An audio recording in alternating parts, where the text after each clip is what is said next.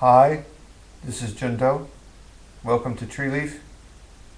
And boy, for the first time in a couple of years, I just woke up from one heck of a bad dream. Got me right out of my sleep. Woke up in a cold sweat. I remember something about me losing my job, which I think is something that's on a lot of people's minds these days. I guess it's on mine too. So I remember the dream. My dad was in it, giving me some advice. Don't remember what that advice is. He passed away about 20 years ago. And my boss of about 20 years ago, the guy I used to work for, was in the dream. He's the guy who fired me. I think with the economy the way it is, I must be worried about my job, which is really quite natural. Have a family to feed. You always have rent to pay, health expenses, this and that. It never stops. But some people think it's supposed to stop when you practice Buddhism. Well, it might. There might be some advanced practitioners, enlightened beings, Buddhas, who are beyond all fear. And certainly, part of our practice means that all of us can be beyond fear a lot of the time. Heck, we can be beyond fear of things that scare most people.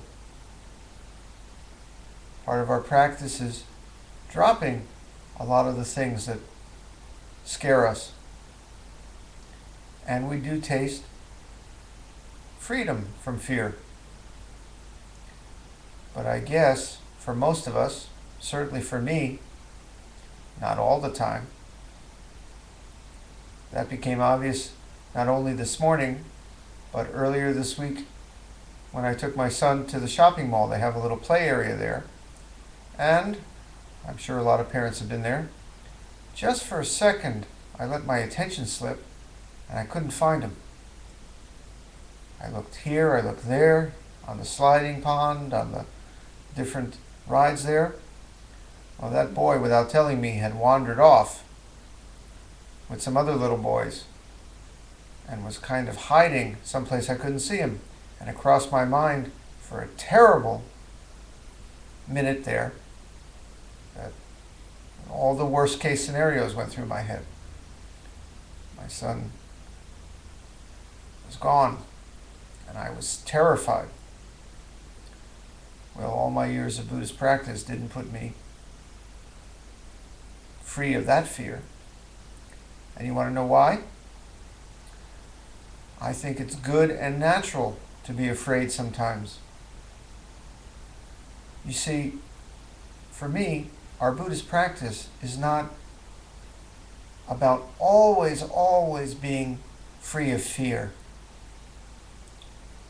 It's about always being free of some fear that scares a lot of people. And at other times, our Buddhist practice is about letting ourselves be human, which means letting ourselves be afraid, or sad, or lonely.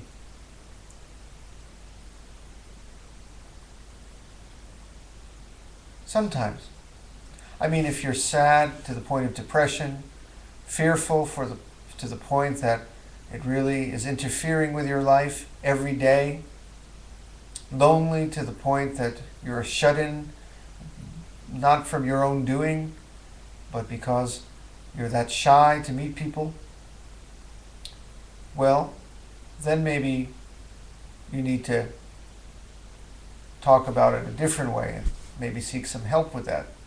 But I'm just talking your normal run-of-the-mill, from time to time, fear or sadness or grumpiness or humanness. It's okay. You see, here's a secret about being human, I think. If you're sad and you don't want to be sad, it makes the sadness worse because you resist the sadness. But in our Buddhist practice, if we say, oh, I'm just now sad. That's my mind doing its sad thing right now. It will pass. It's just a momentary sadness seed in my mind that has come to flower, and soon it will be replaced by perhaps a happiness seed. It's impermanent. Then the sadness may still be there, but it loses its fire because we just say, this too shall pass. Same with our fear. I woke up from the bad dream.